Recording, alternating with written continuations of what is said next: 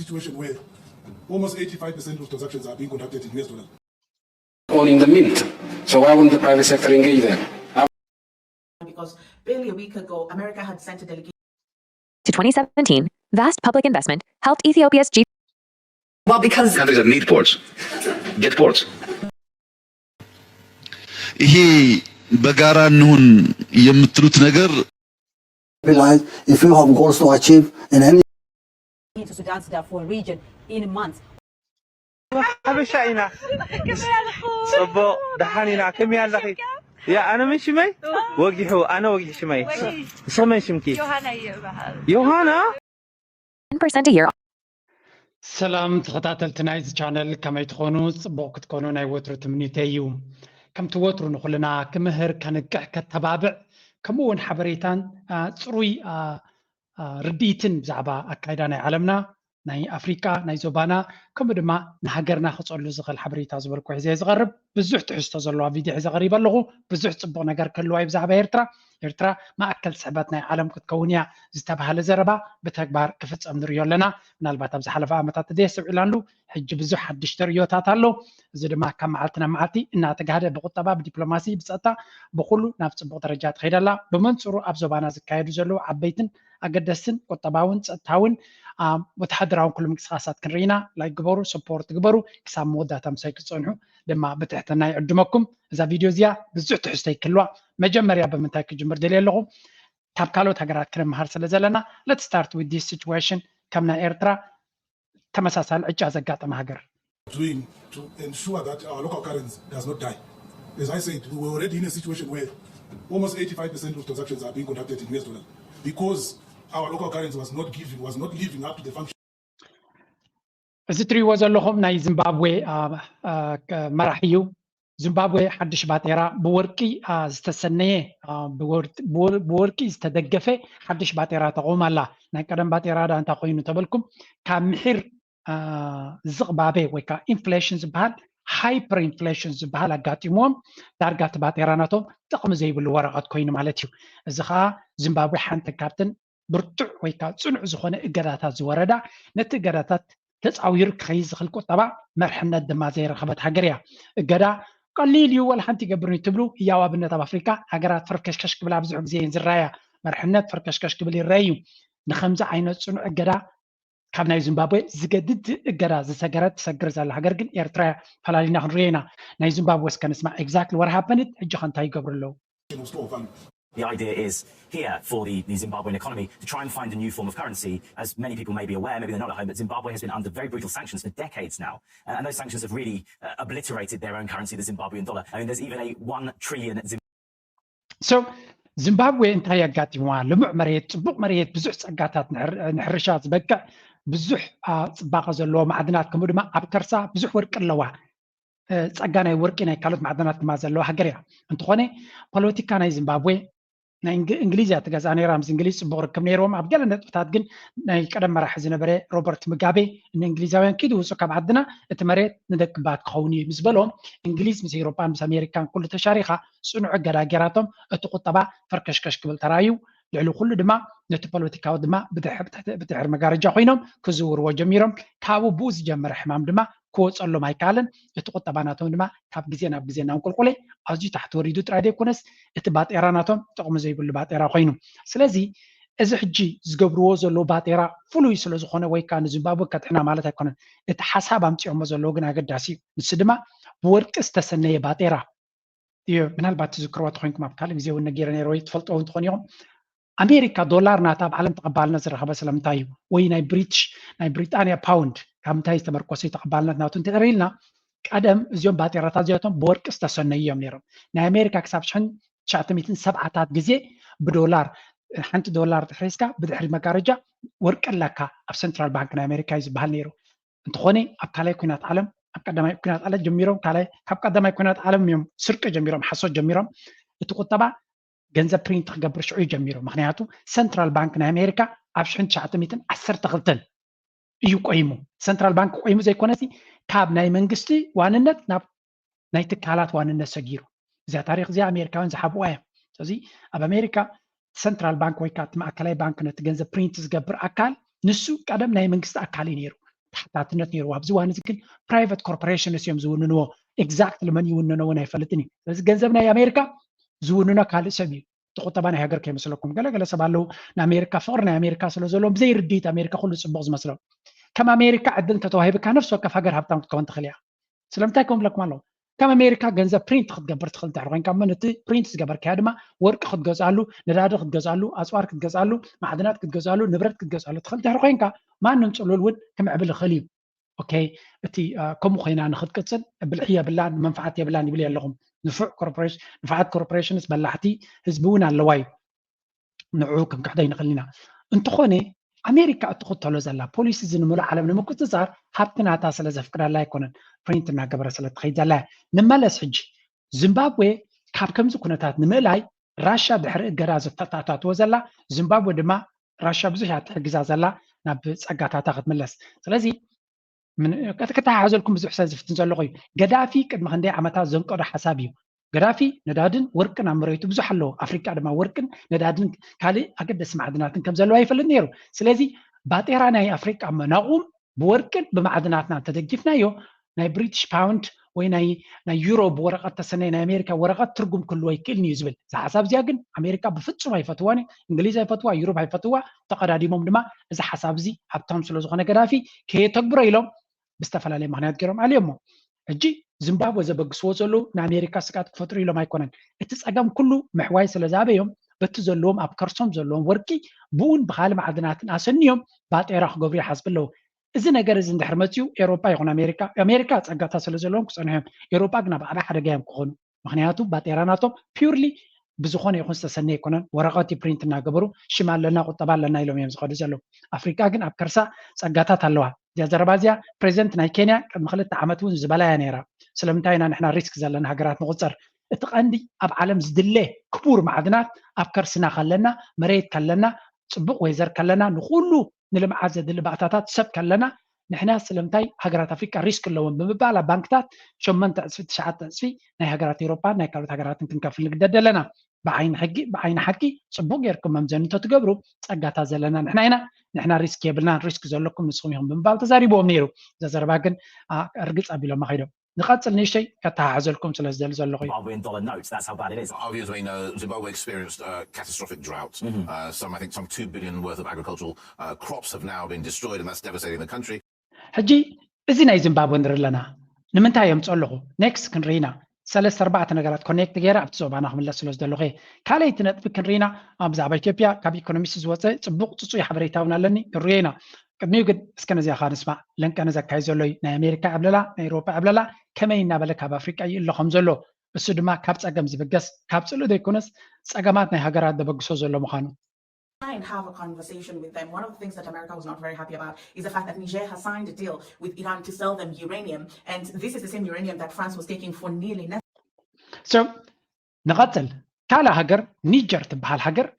قال لك كابتن عزيز انت خلنا زلون هجرات كابز جدن بزو حاب تستوها بهجر يعني را نيجر مالت كابشن شات ميتن سوساتات ناس نتارخيبا نسوس عمد كسب اسرا مالتي almost بزي زخون يقوم فري كل معدنات ناتا تقحقحو نا فرنسا نقطبا نا فرنسا كألن كمعبلن صنعي نسونا ياخلون بزو قين باتي ኣብ 2013 ብዝተገበረ ዕልዋ መንግስቲ ነቲ ሽዑ ዝነበረ መራሒ ናይቲ ሃገር ንኣሜሪካን ኤሮፓን ዘገልግል ዝነበረ ኣልዮም ሓድሽ ሓይሊ ነቲ ስልጣን ተቆፃፂሮ እቲ ህዝቢ ድማ ምስኡ ኮይኑ ኣሎ ገለ ካብቲ ዝወሰዶ ስጉምቲ ድማ ንፈረንሳ ሰራዊት ክተቕሊል ካብዚ ዓድና ጥፍእ ክብሎም ከሎ ኩሉ እቲ ቁጠባዊ ሽርክነት ዝነበረ ኩሉ ጠጠው ኣቢሎሞ ሓደ ካብኡ ድማ ዩራኒየም ኣብ ዓለም መበል 5 ኣገዳስነት ዘለዎ ፍርያት ናይ ዩራኒየም ዘለዎ ሃገር እያ እዚኣ ንሓደ ዩራኒየም ንሓደ ኪሎግራም ብክንደይ ትሸጦ ነይራ 0.8 ብ80 ሳንቲም ንሓደ ኪሎግራም ትሸጦ ነይራ ናብ ፈረንሳ ካብቲ 80 ሳንቲም እውን ኩሉ እቲ ገንዘብ ኣይመለሶምኒ ነይሩ ምክንያቱ ፈረንሳ እንታይ ሲስተም ኣተኣታትየትለን ነፀን ሃገራት ኣብ ናታ ባንኪያ ተኸዝነለን እቲ ገንዘብ ብደይ ትጥቀመሉ ባቴራ ገይራ ሃብትኹም ኣብዛ ቀምጥዎ ንስኹም ገንዘብኩም ክትኣልዩ ስለዘይትኽእሉ እያ ትብሎ ብንፁር ቋንቋ እያ ዝብለኩም ዘሎ ስለዚ ካብ 80 ሳንቲም ወሲድ ንፈረንሳ ከልኪሎ ኣብ ዕዳጋ ብ200 ዩሮ ካብ 80 ሳንቲም ናብ 200 ዩሮ ክሸጥዎ ጀሚሮም መን ክገዝኦ ይኽእል ሃገራት ከም በዓል ኢራን ተገዳስነት ኣርየን ቻይና ተገዳስነት ኣርያ ራሻ ተገዳስነት ኣርያ ጥራይ ዘይኮነስ እዚአን ሃገራት እዚኣተን እንካን ሃባን ዝፈልጣየን እቲ ዘድልየን ማዕድን ወሲደን ገንዘብ ክኸፍላ ዝኽእላ እየን ስለዚ ልክዕ ንኣሜሪካ ከፀልላ ዝቐረበ ኩነታት እንታይ እዩ መራሕቲ ናይ ኒጀር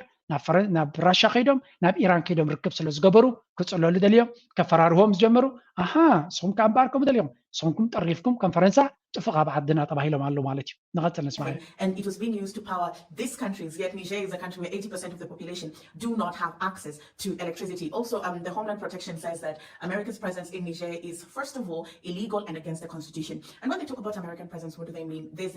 America's largest drone base on the African continent was based in Niger, a place called Agadez, and it's estimated to be worth $110 million. So, ኣሜሪካ ኸ ማዕድናት ድያ ትሰርቕ ነይራ እንታይ ስለ ዘለዋ ያ ካብ ኒጀር ክትወፅእ ዘይደለየት ወይ ነቲ ናይ ኒጀር ቦታ ብምንታይ ደልያቶ ንዝብል ሓደ ዓብዪ ብኣፍሪቃ ደረጃ ብዓለም ደረጃ እውን ገለ ካብቶም ኣገደሲ ናይ ድሮን ቤዝ ናይ ሕክምና ቤዝ ወይ ናይ ዕደና ቤዝ ኣይኮነ ናይ ኣሜሪካ ኩሉ ግዜ ናይ ኣፅዋር ናይ ነዳዲ ናይ ገለመለ ጥራይ እዩ ስለዚ ከመይ ጌርካ ጓሕጉሕካ ትወስዶ ትሃብቲ እዩ ነዚ ቤዝ እዚ ዓፂኹም ውፅኡ ምክንያቱ ንስኻትኩም ክንዲዚ ዓይነት ወታደራዊ ሓይል ኣብ ዓድና እንተለና ንሕና ናፅነት የብልናን ሓቆም እዮም ጅቡቲ ንኣብነት ሙሉእ ናፅነት ኣብ ሃገራ ዘለዋ መሲልኩም ኣንፃር ኣሜሪካ ዝኾነ ክትዛረብ ትኽእል እንታይ ሓይሊ ኣለዋ ገለ ካብተን ኣብኡ ዘለዋ 4 ነፈርቲ ኩናት ኣምፅኦም ነቲ ፕሬዚደንት ዘለዎ ገዛ በቅበቅ ከብልዎ ክእሉ ኣብ ውሽጢ ደቃይቕ then it's done እንታይ ማለት እዩ ከምዚ ዓይነት ግጅፍ ወታደራዊ ዓቕሚ ምስ ዓቕምኻ ዘይመጣጠን ወታደራዊ ዓቕሚ ኣብ ሃገርካ ምቕማጥ ማለት ሃገርካ ክትቆፃፀር ወይ ከዓ ልውላውነትካ ኣብይትካ እዩ ማለት ኣይኮነን ናይ በዓል ኣሜሪካ ሕፍረት ዘይብሉ እዩ ነቲ ሃገርካ ባዕሎም ከመሓድርዋ እዮም ዝደልዩ ኣይሰልችዎምኒ ወይ ኣይስከፉን እዮም ስለዚ ረብሓ ምስ መን ሽርክነት ትገብር ምስ ራሻ ሽርክነት ከይትገብር ምዝ ከይትራኸብ ንሳቶም ክቡኻ ዝኽእሉ እንተዝኾኑ እኮ ፅቡቕ እዩ ንሕና ፅርግያ ደሊና ኣለና ካብዚ ናብዚ ዝኸይድ ክሰርሑልና ትኽእሉ ዶ ኖ እማ ምስ ቻይና ክንሰርሕ ዶ ኖ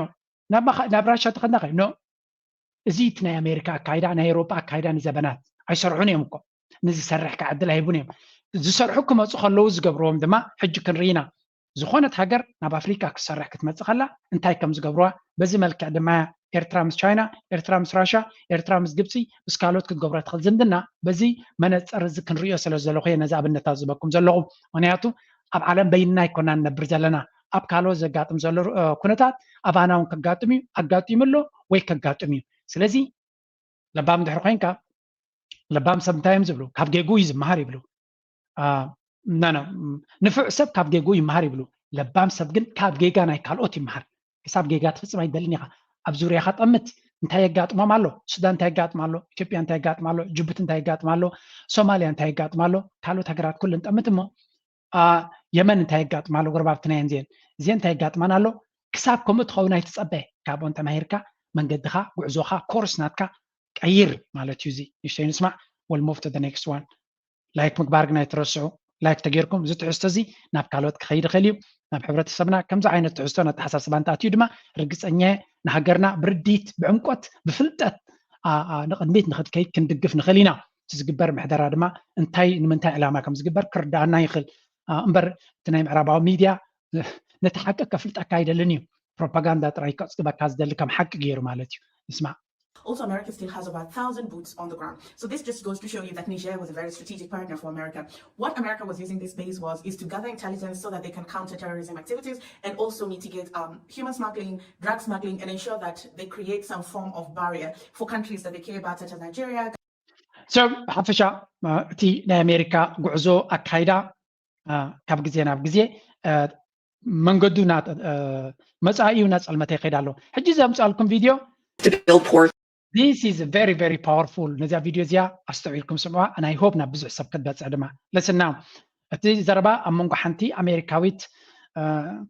حلوف دنجات أنا أفريقيا زلوا التمثل ميديا أنا عرب كوميز قبل كل زي حلوفاتنا أمريكا نا أفريقيا دنجات زلوا زمسلو قبل بمون زحليولا أنا أفريقيا زمسلو مس هذا أب بوليتيكانيا نا أوروبا أب صفحنا أوروبا ኮይኑ ዝሰርሐ ግን ነቲ ናይ ኤውሮጳን ኣሜሪካን ኣካይዳ ርዩ ፅቡቅ ጌራ ኣስተውዒሉ ክምልሰላ ክፍትን እዩ እዚኣ ኮንቨርሴሽን እዚኣ ንነፍሲ ወከፍ አፍሪካዊ ተገድስ ጉዳይ They're in Africa. They're lending money to countries to build ports and different infrastructure. Port what's wrong with that? And well, because countries that need ports get ports. But they're making people dependent on. I mean, I know it's the same thing that we've done, which is it's not. Around the world. They are far more humanistic than the United States ever was. Really, I'm been very concerned lately. So እዚኣ ትሪእዋ ዘለኹም ብሎንድ መብዛሕትኡ ግዜ ኦኬ እዚኣ ትሪእዋ ዘለኹም ጋዜጠኛ ናይ ብሓቂ concerned ወይ ሕማቅ ይስምዓኒ ወይ ስክፍታ ኣለኒ እቲ ስክፍታ ናተይ ድማ ኣብዘይ ቃል ዓለም ክነግረካ ተኮይነ ቻይና መፅያ ኣብ ሃገራት ኣፍሪካ ወደባት ትሰርሓሎም ኣላ ኤርፖርት ትሰርሓሎም ኣላ ፅርግያታት ትሰርሓሎም ኣላ ሕክምናታት ትሰርሓሎም ኣላ መዕደኒ ናይ ዕደና ናይቲ ፀጋታቶም ተሳልጠሎም ኣላ ስለዚ ምዕባለ ተታታትወሎም ኣላ ቴክኖሎጂ ተታታትወሎም ኣላ እዚ ድማ ገንዘብ ናለቅሕትያ ትገብሮም ዘላ ስለዚ ኣብ መሸንቆቃ ክትእትዎም እያ ኣብ መወዳታ ድማ ብዕዳ ጌራ ኣብ ፀገም ክትእትዎም እያ ነዚ እንታይ ክግበር ይኽእል ኢላ ትሓቶ ዘላ ከም ሓልዮት ይድመስል ነዚያ ዘረባ እዚኣ ፕሬዚደንት ኢሳያስ ፅቡቅ ጌሩ ክምልሳ እዩ ፅንሄልና ክንሰምዖ ኢና ሕጂ ከም ፕሬዚደንት ኢሳያስ ድማ እዚ እውን ፅቡቅ ጌሩ ክምልሰላ እዩ ኦኬ ሕጂ ስምዕዋ እንታይ እቲ ኮንቨርሴሽን ሓደ ብሓደ ካብ ቅድሚት ክንጅምሮ ኢና about China. They are now all over Africa, buying things and investing over there and getting those countries dependent on them and supporting, non-democratic people. And I'm just like wondering. Well, we are in a country that supports Saudi Arabia. Yes, that's true. Right. So suddenly we have a problem with, superpower supporting non. Wow. I really love this guy. እንታይ ይብላ ኣሎ መጀመርያ ቻይና ነዚን ሃገራት ትሕግዘን ኣላ እቶም ትሕግዞም ዘላ መንግስታት ድማ ዲሞክራሲያውያን ዘይኮኑ ዲክታተራት እዮም ይብላ ኣሎ ኣብነት ስኬልዋ ክትብ ስለዘይካለት ከም በዓል ስዑድ ዓረብ ማለት ክዲ ኢልዋ ኣሜሪካ ትድልዓለ ሽርክነት ናት ኣብ ዓለም ስዑድ ዓረብ እዩ ዘለዎ ስዑድ ዓረብ ዲሞክራሲያዊት ሃገር ድያ ሚቲ ዲክቴተር እያ በትናቶም ዴፊኒሽን ማለት እዩ ምስ ስዑድ ዓረብ ምስ ኢማራት ምስ ቀጠር ምስ ዑማን ምስ ካልኦት ሃገራት ምስ ኩዌት ክሰርሑ ፀገም የብሎምን እዚኦም ሃገራት እዚኣቶም ዲሞክራሲዮም ንዖም ኣዲኦም ኣለኹም ኣብ ዓለም ግን መሰል ናይ ደቂ ሰባት ይኹን ናይ ደቂ ኣንስትዮ ናይ ገለመለ ትብሎ ብናቶም ባህሊ ስዑዳውያን የለብል የብሎም ናቶም ባህሊ ክብር ኣለኒ ካብ ናቶም መንገዲ ክኸድሎም ኣሜሪካ ግን ኣብ ሃገራት ዓረብ ክትምዝምዝ ከላ ክሰርዕ ከላ ኣፋይ ተኸፍት ነያ ተርዲኹም ኣለኹም እሱ ካ ይፈልጦም ይፅቡቅ ገይሩ ናብ ኣፍሪካ ክትመፅእ ከላ እዩ ትመልሓሳ ናይ ዲሞክራሲ ናይ ዲክቴተርሽፕ መርሕነት ናፃ ሓሳብካ ምግላፅ መሰል ደቂ ኣንስትዮ መሰል ግብረ ሰዶም ኣየፍቅዱን እዮም እናበሉ ንሃገራት ኣፍሪካ ድሌቶም ከሽካዕለሉሎም ትርኢ ግብረ ሰዶም ኣየፍቅዱን እዮም ስዑድያ ግብረ ሰዶም ተተረኺቡ ክሳብ እዮም ዝቆርፅዎ ማእስ ኣሜሪካ ክከስዎም ሰሚዕኩሞም ትፈልጡ ደቂ ኣንስትዮ ክሳብ ኣብ ዝቐረባ መኪና እዩ ዝውራን እየ ነይሩ ንስዑድ ዓረብ ክኸስዋ ግን ኣይትሰምዐን ኢኻ ብዝያዳ ሽርክነት እቲ ዝዓበየ ኣፅዋራት ናቶም እዮም ዝህብዋ ሴኪሪቲ ናይ ጋራንቲ ክንበ ኮይና ስለምንታይ ገንዘብ ስለ ዘለዎ ነዳዲ ስለ ዘለዎ ስለዚ ንስኺ ሓልዮት ናይ ኣፍሪካ ድዩ ዘለኪ ሓልዮት ተለካ ንኩሉ ማዕረ ዘይትርዮ ይብላ ኣሎ ቀዳመይ ትመልስያ ንቐፅል ግን እዚኣ ግን ኣይኮን ተቐንዲ መልእኽቲ Democratic people? Yes, I do. They're in Africa. They're lending money to countries to build ports and different infrastructure. And what's wrong with that? And because countries that need ports get ports. But they're making people dependent on. I know it's the same thing that we've done, which is normal around the world. They are far more humanistic. ቻይና ትገብሮ ዘላ ብሓፈሻ ክንሪኦ ከለና ይርዳእኒ ከምቲ ንሕና ቀደም ንገብሮ ዝነበርና ኤውሮጳን ኣሜሪካን ከምቲ ንገብሮ ዝነበርና ክትብሎ ፈቲና ናይ ተረዳእክና ኣሎ ቻይና ካብኹም ኣፀቢቖም ደቂ ሰባት ናይ ሰብ መሰል ዝርድኦም እዮም ይብላ ኣሎ ንስኻትኩም ምስ ቻይና ነፍስኩም ኣይተወዳድርዋ ኢልዋ ፅቡቅ ገይሩ ይሻዳ ኣፋ ከም ትሕዝ ገይርዋ እዚኣ እዛ ዘረባ እዚኣ ናብ ብዙሕ ሰብ ክትበፅሕ ክትክእል ኣለዋ ምክንያቱ ምዕራባውያን ንዝገበሩ ሓጢያትን ክፍኣትን ይቕረታ ይሓተትሉ ካሕሳ ይከፈልሉ ተገምጢሎም ሓንቲ መስማር እውን ዘይሰረቐት ንቻይና ወይ እውን ራሻ ከም ዓበይቲ ገበናት ናይ ደቂ ሰባት ዝፍፅማ ዘለዋ ሃገራት ገይሮም ለይትን መዓልትን ኣብ ሚድያ ናቶም ዓብ ማይክሮፎናት ገይሮም ክዛረቡ ውዕሉ ኣለው ቻይና ናይቲ ሃገር እያ ገዚኣ ንክንደይ ዓመት ገዚኣታ እንታይ ገይራታ ክሳብ ሕጂ ወላ ሓንቲ ቻይና ንባዕላ ሕጂ ኣብ ምዕባለ ትመፅእ ዘላ ራሻ ትሕግዝ ነይራ ሃገራት ኣፍሪካ ናፅነተን ክረኽባ ኩለንተን ዝሓገዘተን ሃገራት ድማ ሎሚ ቴስቲሞኒ ወይካ ብጋሕዲ ይምስክራላ ሳውት ኣፍሪካ ሓንቲ ካበን እያ ራሻ ንናፅነትና ዝሓገዘትና ሳያ ስለዚ ምስ ራሻ ዘለና ስምምዕ ናብ ዝለዓለ ደረጃ ክድይባ ኣሎ ብምባል ኣካል ናይ ብሪክስ ኮይኖም ኢትዮጵያ ክሳብ መወዳእታ ዝወጥቁ ራሻ ቅድሚ ኢትዮጵያ ራሻ እዮም ወዲቖም ሕብረ ሶቪየት ይወዲቑ ክሳብ ዝወጥቁ ግን ይሕግዝዎ ነይሮም ደርግ ስለዚ ክሳብ መወዳእታ ሰዓት ኣንፃርና እየ ዝብል ዘሎ ግን ነቲ ዝኣምንሉ ክሳብ መወዳእታ ይሕግዙ ነይሮም ብካልእ ኣዘራርባ ራሻ መፅያ ገዚኣ ዝሓዘት ሃገር ኣይነበረትን ወይ እውን ቻይና ራሻ ድማ ሕብረ ሶቪየት ታሪኻ ወዲኡ ሓድሽ ሃገር እዩ ዘሎ እዚ ሕብረ ሶቪየት ዝበሃል ኣይኮነን ዘሎ ራሻ ዝበሃል እዩ ፍርቂ ናይቲ ሕብረ ሶቪየት ወይ ኣብ ክፋል ናይቲ ፅልዋናቱ ተኣልዩ ናፃ ኮይነን ሃገራት እታ ካብኣተን ካብ ኩለን ተረፈታ ራሻ እያ ዘላ ሕጂ ንግደፎ ቻይና ኣበየናይ መለክዒ መፅያ ኣብ ኣፍሪካ ዝገዛእታ ሃገር ኣበይ ኣላ ኣሜሪካ ትገዘን ዘላ ሕጂ እውን ኣላ ኣብ ኒጀር ኣብ መሬታ ሰራዊት ናታ ቀሚጣ ከውፃእ ኣይደልን እየ ትብላ ኣላ ዲኹም ኣለኹም ፈረንሳ ከምኡ ካብ ጋቦን ክትወፃእ ኣይትደልን እያ ዘላ ካብ ካልኦት ሃገራት ክትወፃእ ኣይትደልን እያ ዘላ ካብዘይ ዓዳ ቻይና ግን تن هجرات لمينن بجاغي نوع حجزنا يلوم يوم زمت وازلو نشاينا جن كم شيطان كملونا يفتنوا أبي تبي أستجاب رزان تسمع United States ever was. Really? Okay. Absolutely. Great. So, Let me give you an example. Of course, they are peddling for influence. Yeah. But they are non-interventionist. Absolutely non-interventionist in a way that Europeans, the West, has never managed to fathom. When it comes to the influence of China outside its borders, I have to say, firstly, it's quite remarkable that they don't seem to have any military ambitions. China and American بحتر زبالة من السلكيلوا China أبزه أتو حجر أبوليتيكا نايت حجر أبزخون يكون سلوا إيدو ما يحوسونيهم absolute non-interventionist سلوا إذا ما إذا concept زي أوروبان أمريكان بفتش ما برسون كأرتيكل نيلو أوروبان أمريكان أبوليتيكا نايت حجر أتيوم وركوز على ندري الكايوم معدنا وصل ندري الكايوم قال جبر لنا الكايوم نتر نجار تكبر الكاي دلينيا مجمع يعني تمنجستي كغير ويمز دليل سلمتاي نابنت بمعرة شركنات 5% نعهم 5% عنا تلك أيدلينيوم 8% نعم 10% نتهجر نتن 10% ناب تهجر زي كونه ببلشونا أبي ثبات كم استعرف كجبر ويمز دليل corporation سلزقونه ربحاناتهم يزقدسهم that's why نزق جبر تخينهم تعي مراحل كلية بلون نتمراحي ببلشونا قالن شواويهم مسارحناتهم كم زخوني يزقبرهم هاو كم 53 54 55 هجراتنا أفريقيا دبس حاجرات مرحتناتهم قبل شونا تقومات يعم زلوا ما غسلوا زخوني يكونون اتي قبل اليوم بدحر مجارجة زي ما حضر زلوا نتن حاجرات كل جزء مشونكو عاجر نتو مرحتي قبل شونا كم زات وصل زقبرمي حنسا مسألة خدمة شرخ سلزلك كباخت وص أي تخلنيها مغنياتو انتو وصيخة بين جيرهم كم زودوها صبوا جيرهم سلز فلتوا وزدما أب مرحتنا أفريقيا ريكونس أبطم مرحتنا أمريكا زبهالود بدحر مجارجة كم جيرهم كم زعزوا بزعق زين سمعيو توم لوبيست زبهالو ربحنا يتم كوربوريشنز كسالوت إلهم نتوم مرحتي سنيترس ديوم أبلاتنا بايتو ديوم بخمي من قد كم زحزوهم صباح نقول ما نتن كوربوريشنز دلي بوليسيتات نموزع كم زتكملوا الجاب إسرائيل نريز لنا أمريكا ربحاناتا سلواناتا بسنك إسرائيل يقول له قداف كيتب لكن أغمي بالله مدحر مقارجة توم بوليتيكينياتا زتتحزو سلوزغوني بلنا له نغات لنا بنا إثيوبيا حجي كأتيو 1 to 1 أبو سلزنا بري. Secondly, Africa. I'll give you an example, a specific example. Ethiopia. 2004, because it happened to be there, and I have some first-hand experience of it. They went into Ethiopia. I'll tell you why they went into Ethiopia, because they suspected there was oil. Because China is a major industrial power, but it lacks primary resources. Now, instead of going into Africa with troops, colonially, destroying the country, killing people like the West has done for the last 100 years, what they did was, they went to Addis Ababa, and they said to the government, هي وابنتنا إثيوبيا أبتدأ شن 4 China نبي إثيوبيا خطأت خلا الأمانة يروى الأمانة تمدما China عبينا إندستري معكنا علمنايو بزوج ساقات هذا ما يدليكا ندادي يدليكا كال نجار يدليكا China دم يبلا نزخد جزء اللوا كد جزء تقينا دم بوحس من جدي أنت تخيلوا دم كابت أوريجينال بوتا بعلاقة توصل كل اللوا أفكارات كتسقع على زي تدلي إثيوبيا كمت سوا خلوا وقت شن 4 يوم ما زغلوا تريور لهم ترجعات هايوي من قد بابور China يسري حتى دحرية تسري كمت سخلوا أبي إثيوبيا ترتيرام يمتيوم نداد اللوا ميلم ترتيرام يرام ترخيب دم أبتناي سومال كفار so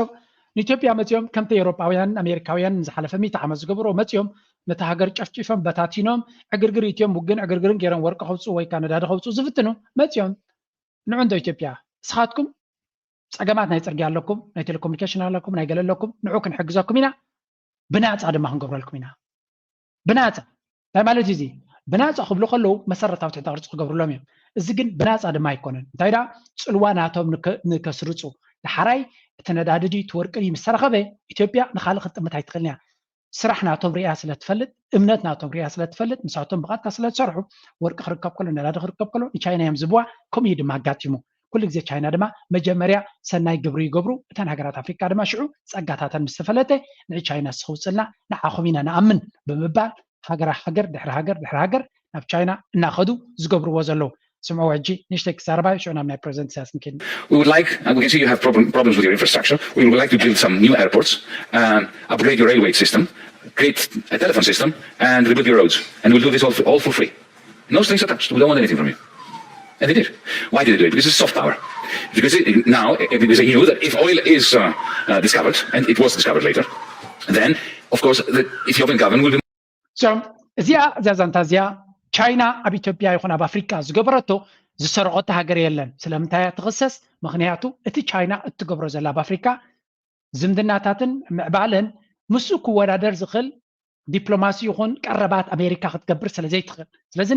ንቻይና ተወዳዲራ ክስዕራ ይትኽእልኒ እንታይ ክትገብራ ትኽእል ኣካፊኣ ሽማ ሓና ኩኢላ እከይ ግብሪ መራሕቲ ቀይራ ገለ ገይራ ካብ ኣፍሪካ ከም ትሓድም ምክንያቱ ኣፍሪካ ክትምዕብል ስለዘይደልዩ ኣፍሪካ እንተማዕቢላ ረብሓ የብሎምን ንሶም ፀጋታት የብሎምን ኣሜሪካ እኳ ኣለዎም ግን ኣብ ስስዐ ዝተመርኮሰ ኢኮኖሚ ስለ ዘለዎም ቁጠባ ናይ ኣሜሪካ ፕሬዚደንት ኢሳያስ ብዙሕ ግዜ ዝገልፆ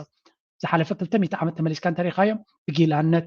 ንሰባት ጨፍሪቕካ መዝሚስካ ሕጂ እውን ኣብዚያ 2024 ኮይና ክንሪኦ ከለና ሰራሕተኛታት ዝምዝምዙ ካብ ኤሮጳ ንላዕሊ ሰራሕተኛታት መሰል ዘይብሎም ኣበዮም ኣብ ኣሜሪካ ቫኬሽን ናቶም ውሑድ እዩ ብዙሕ ሰዓታት እዮም ዝሰርሑ ደሞዞም ትሑት እዩ ስለዚ እቶም ሃብታማት ኣብ ዓለምና ዝሃብቶም ኩሉ ግዜ ኣብ ኣሜሪካ እዮም ዘለዉ እቲ ህዝቢ ግን ብመንፅሩ ብዙሕ ድኻን ሆምለስነስን ሽግራትን ዘለዎ እዩ ምክንያቱ እቲ መንግስቲ ሓላፍነት ስለዘይወስድ ኣብዚ ኣርእስቲ ከይከድና ከለና እስከ ክልተ መራሕቲ ናይ ኢትዮጵያ ዝበልዎ ከሪአኩም እየ ሓደ በዚያ ክንጅምር ኢና All you want on the phone, you will not transform your economy. Let me repeat again, I'm not saying the private sector has no role in telecommunications. Owning a cellular phone franchise in Africa is like owning the mint. So why wouldn't the private sector engage there? I have no problem with that. It's possible. I'm not saying that the private sector infrastructure activities. I'm saying the infrastructure activities that matter for manufacturing is electricity. Roads, railways, ports. Without manufacturing, you do not transform our economy. መለስ ዜናዊ ኣብ ወርልድ ኢኮኖሚክ ፎሩም ተሳቲፉ ምስቶም ኣብኡ ዘሎ መጋባያ ክዛረብ ከሎ ዝዛረበ ዘሎ ስምዑ ስለምንታይ ደምፆ ዘለኹ ኣብ ቁጠባ ዘሎ ወርዲት ምዝ ሕጂ ዘሎ ምምሕዳር ወይ ፕራይም ሚኒስተር ክነወዳድሮ ከለና ብዝተዓፃፀፈ ብልሒ ወይ ከዓ ርዲድ ናይ ቁጠባ ከም ዝነበሮ እንታይ ዝብል ዘሎ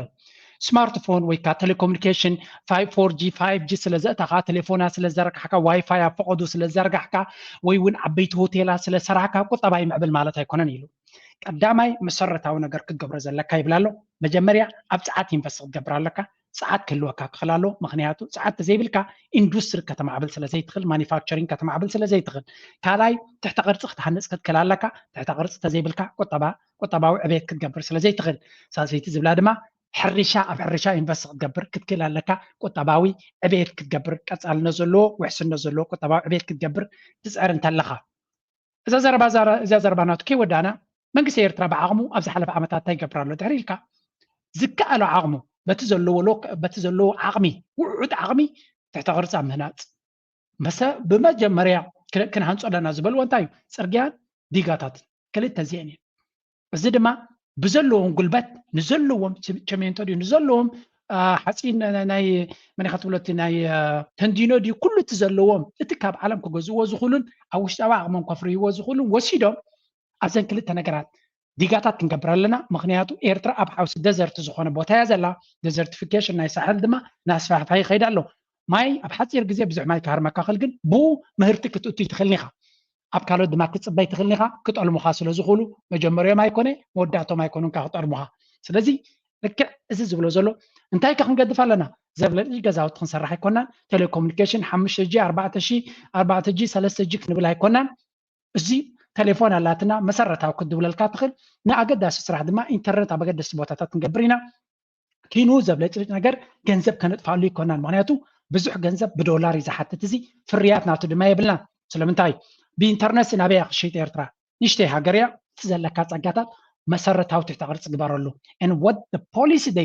they followed እቲ ፖሊሲ ንሶም ዝሰርሕዎ ክሳብ ሕጂ ካብ ነዊሕ ክሳብ ሕጂ ማለት እዩ ኣብቲ መሰረታዊ ትሕተ ቅርፂ መለስ ዝብላ ዘሎ ምዝያ ትሳነያ እቲ ሃገሩ ትኽተሎ ዝነበረት ፖሊሲ ኣብ ግዜኡ ይኹን ድሕሪኡ ግን ንሱ እውን ይዓግበሉ ከምዘይነበረ ኣብ ሓደ ቦታ ተዛሪቡ እዩ ዝኩሉ ሆቴላት ኣብ ኣዲስ ኣበባ ዘሎ ፋብሪካታት ክኸውን ነይርዎ ምክንያቱ ሆቴል ትርጉም የብሉን ፋብሪካ እዩ ንቁጠባ ዝዕቢ ብምባል ተዛሪብዎም ነይሩ ግን ኣይሰምዕዎን እዮም ነይሮም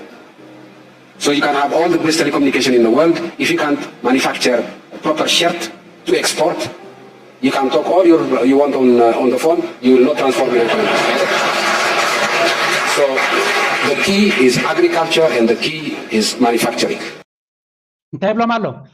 ቴሌፎን ምሉእ መዓልቲ ክትዛረብ ተውዒልካ ኢንተርኔት ምሉእ መዓልቲ ኮፍ ኢልካ እንተውዒልካ ክዳን ዘይትሰርሕ ተኮይንካ መግብኻ ባዕልካ ዘይትፍርድ ድሕሪ ኮይንካ ተምፅኦ ለውጢ የብልካን መሰረታዊ መግቢ ነብስኻ ክትክል ኣለካ ካብ ደገን ካብ ረጤትን ካብ ደገን ክትገዝእ የብልካ ካልኣይ ድማ ዘድልየካ ክዳን ድዩ መሰረታዊ ቀረባት ባዕልኻ ክትገብር ክትፅዕር ክትክል ኣለካ በቲ ዘለካ ድማ ክትነብር ኣለካ ነዚ ከይገበርካ ጥሪ ኢልካ ቴክኖሎጂ ዶ ንገሎ ዶ እንድሕሪ ኢልካ መሰረት ስለ ዘይብልካ ድሕሪ ዝተወሰነ ንድሕሪት ክትመለስ ኢኻ ናብ ዜሮ ክትመለስ ኢኻ ተቆጠባ ድማ ብውሕስነት ክዓቢ ይክእልኒ እናበለ ይዛረብ ነይሩ እዚ ዘረባ እዚ እቶም ኢንቨስተርስ ኣይፈትዎን እዮም ነይሮም ከምኡ ይደልዩን እዮም ንሶም ንሳቶም ሃገር ክምዕብል ኣይደልዩን እዮም ነቲ ክምዝመዝ ዝኽእል ጥራይ ክምዝምዙ ዝደልዩ that's why እቲ ቴሌኮሙኒኬሽን ገለ መለክኣቱ ገለ እዮም ዝደልይዎ ስለምንታይ ንሱ እንተኣትዩ እቲ ሃገር ክንምንታይ ኣብ ድኽነት ኣሎ ነተን ሃብታማት ሃገራት ነተን ሃብታማት ካምፓኒታት መሊሱ ይከብትመን ፌስቡክ ክብትሚ ጉግል ክብትሚ ካልኦት ካምፓኒታት ክብትሚ እዮም ኣብ ሚድያ ዘለዉ ኩዕሶ እግሪ ከም ዝረአ ፊልምናቶም ከም ዝረአ ክገብር እዩ እዚኦም ነገራት እዚኣቶም ድማ ኣብቲ ቁጠባ ዜሮ ኣበርክቶ ጥራይ ዘይኮነስ ነቲ መንእሰይ ዘልምስ እዮም ሰብ ምሉእ መዓልቲ ብኢንተርነት ስለ ዝወሓለ እንታይ የፍርየልካ ናፊንግ ኣብ ኤውሮፓን ኣሜሪካን ሕብረተሰብና ንረእይዎ ብቴሌፎንን ብኢንተርነትን ዝነብር ኣዝዩ ውሑድ እዩ ከም ጆርጆ ወይ ከም ሓደ ቢዝነሳት ናቶም ኣብ ኢንተርነት ዝተመርኮሰ ንሕና ጥራይና ክንነብረሉ ውሑዳት ሰባት ኢና ንነብረሉ እምበር መብዛሕትኡ ሰብ እቲ ኢንተርነት ግዜ ዘባኽነሉ ኢንተርነት ሕማቕ እዩ ሓጢኣት ይብል ኣለኹ ክትመሃር ትኽእል ኢኻ ከተንብብ ትኽእል ኢኻ ግን እንተደሊኻ ቅድሚ ኢንተርነት ምምፅኡ ዝኩሉ ቴክኖሎጂ ናይ ዓለም ብመፅሓፍቲ ይመፅዩ መፅሓፍቲ ድማ ኣብ ላይብረሪ ኣለካ ከተንብብ ትኽእል ኢኻ እንታይ ማለት እየ መሰረት ናይ ቁጠባ ካብ መለስ እውን ንሰምዕ ነርና ንመለስ ናብቲ ድሕሪኡ ዘሎ መራሒ እንታይ ይብል እስከ ኣተሓሒዝና ክሪኦ ስለ ዝደለኹ እየ ስለዚ ብዙሕ ትዕዝቶ ዘለዋ እያ እዛ ርእሲ እዚኣ እናረኣናዮ ክንከይድ ኢና ግን እዞም ብዙሓታት ማን ኣቃተሎም ኮብራ ኣላይ ዝምዕቆ ንህዝቢ ኤሪትራ ኮብራ ንህዝቢ ኤሪትራ መፀኩም ኮብራ እካሎ ጎሞራ በልሕ ጭመራ ዋርሳይ ጎሞራ ማለሪ ኤርትራ ድጠመኮ ይዕሬ መዲርካ ሓቅነት ንሳዕሬ ስገዮም በር ኣበይ ድሕር ድሕሪ ኣበይ ድሕር ድሕሪ ዋሓት እዮም በር ኣበይ ድሕር ድሕሪ ኣበይ ድሕር ድሕሪ ኣበይ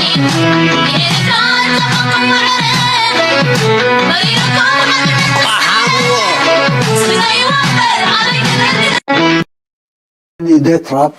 is the responsibility of those nations in Africa who have mismanaged their economies. You can't go back and blame China for any mishap. If you are planning ካብዚ ተበጊሱ ምዝ ዝተሓዘ ኣይኮነን ግን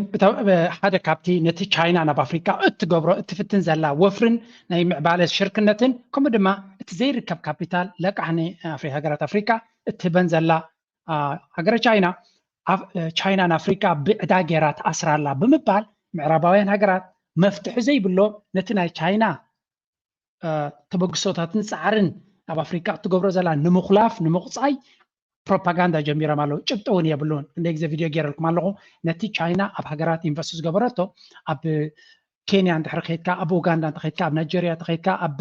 ኣንጎላ እንተኸይድካ ብፐርሰንተጅ ናይ ዕዳናተን ናይ ቻይና ዝዓበየ ኣይኮነን ስለዚ ብሓፈሻ ቻይና ቀርቂራ ብዕዳ ዝሓዘታ የላን ምዕራባዊ ሚድያ ግን ነቲ ሓቂ እናሓሰወ እናጠምዘዘ 5 ሳንቲም ገይሩ ዘይፈልጥ ንዘበናት ንሃገራት መዝሚዙ ገዚኡ ሰሪቑ ይቕረታይ ሓተተ ካሕሳይ ከፈለ ነቲ ቻይና እንካን ሃባን ትብሎ ዘላ ክኸልፍ ዝፍትኖ ዘሎ እዩ ፕሬዚደንት ኢሳያስ ይብል ኣሎ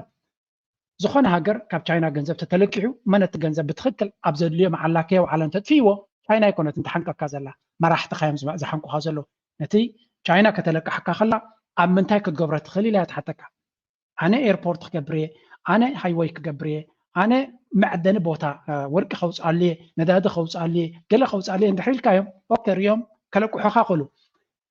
10 ቢልዮን ሂቦምካ ቤተ መንግስቲ ተሃንፀሉ ትኮይንካ ወይ ላይብረሪ ተሃንፀሉ ትኮይንካ ወይ ኣይ ዶንት ኖ ዋት ፕሮዳክቲቭ ዘይኮነ ኣሰት ስቴዲየም ናይ ኩዕሶ እግሪ ተሃንፀሉ እንድሕር ኮይንካ እንታይ ክገብረልካ እዚ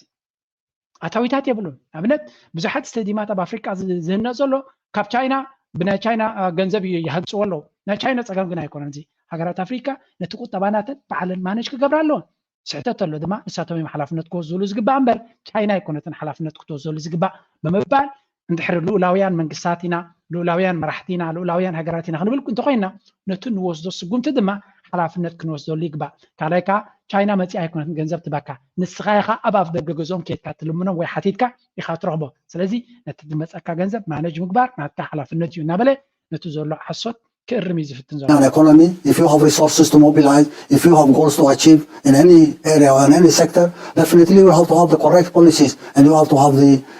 institutional mechanism to implement this. China would be willing to support and help,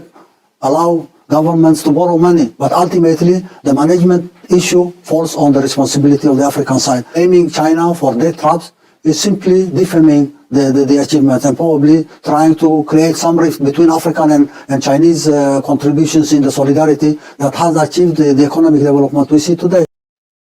So እቲ ንቻይና ንምፅላም ዝግበር ዘሎ ኣብ መንጎ ኣፍሪካን ኣብ መንጎ ቻይናን ዘሎ ዝምድና ንምብታኽን ነቲ ዝግበር ዘሎ ለውጢ ቁጠባዊ ዕቤት ናይ ኣፍሪካ ንምዕንቃፍን ዳ እምበር ቻይና ትገብሮ ዘላ ጉድለት ስለ ዘሎ ይኮነን እዚ ኸ ሃገራት ኣፍሪካ ጉድለት ወይ ስሕተት ኣሎ ሃገራት ኣፍሪካ ሙሉእ ሓላፍነት ወሲደን ክእርሞ ይግባእ ኢትዮጵያ ብዕዳት ሓኒቓ ዘላ ቻይና ስለ ዘብለቃሕታ ይኮነት እንታይ ዳ ነቲ ዝወሰድዎ ገንዘብ ኣብ ትክክለኛ ፕሮጀክት እንተዘይገይሮሞ ወይ ድማ ኢንቨስት ዝገበሩሉ ፕሮጀክትስ ከምቲ ዝድለ ውፅኢት ከምፃልካ ተዘይኪሉ ጌጋ ፖሊስ እንተጌርካ ንስኻ ሓላፍነት ክትወስደሉ ዝግባእካ ካልኣይ ድማ ማዕረ ዓቕምኻ ክትልቃሕ ክትክእል ኣለካ ዓቕምኻ ክትፈልጥ ክትክእል ኣለካ ክንደይ ኣታዊኻ ክንደይ ናይ ምኽፋል ዓቕሚ ኣለካ ናይ ፕሮጀክት ሕጂ ዘድልየካ ናይ ግድን ኣይኮነን ልዕሊ ዓቕምኻ ክትልቃሕ እሞ ልዕሊ ዓቕምኻ ማነጅ ክትገብሮ ዘይትኽእል ቀስ ኢልካ ክትምዕብለሉ ትኽእል በቲ ንስኻ ክትቋፀሮ ትኽእል ክኸይድ ምንታን ክትፅዕር ክትክእል ኣለካ መለስ እዚ ኩሉ ምስ ኤውሮፓ ኡፍ እናተባህለ ከሎ ቀንዲ ምዕባለ ናቱ እውን ካብኦም ከምዘይመፅእ ይፈልጥ ነይሩ ካብ ቻይና ንቻይና ይቀንዲ ምቕታል ናቱ እውን ምስኡ ዝተሓሓዝ እዩ ዝብሉ ሰባት ኣለዉ ምክንያቱ ኣመነ ናብ ቻይና እናፀጋዓ ይኸይድ ስለ ዝነበረ ስለምንታይ እዩ ማዕረ ክንደይ ኣሜሪካ ትፈትወካ ትገብሮ ትኽእል ነገር ከምዘየለ ይፈልጥ ነይሩ ብጀካ እቲ USA ዝበሃል እኽሊ ክቡኻ ካልእ እውን ብIMF ገይሮም ድዮም ገለ ክደጋግፉኻ እምበር መሰረታዊ ሱር በተኻዊ ቁጠባዊ ለውጢ ንክትገብር ኣሜሪካ ክትሕግዘካ ይትኽእልኒ እያ he knew that ምስ ቻይና እዩ ዝኩሉ ኣብ ኣዲስ ኣበባ ኣብ ኢትዮጵያ ትሪእዎ ዘሎም ፕሮጀክትስ ዝበዝሐ ክፋሉ ቻይና እያ ሰሪሓቶ ስለዚ ምስ ቻይና ሽርክነት ማለት ለውጢ ከምፃልካ ዝኽእል እዩ መንግስቲ ኤርትራ ድማ ፅቡቅ ገይሩ ምስ ራሽያ ምስ ቻይና ዝገብሮ ዘሎ ዝምድና ኣፀቢቑ እዩ ዘዋፅኦ ጥልያን ድዩ ኤውሮፓ ዲ ኣሜሪካ መፅኦም እንድሕሪ ከኣቱ ኮይኖም ክልምኑሎም ክወዳደሩ ክኽእሉሎም ካ ክልመኑ ይኮኑ ዘለዎ መፅኦም ምስ ቻይናን ምስ ራሽያን ተወዳዲሮም ብቅዓት ኣለና ንሕና እውን ከነበርክት ንኽእል ኢና ተመሳሳሊ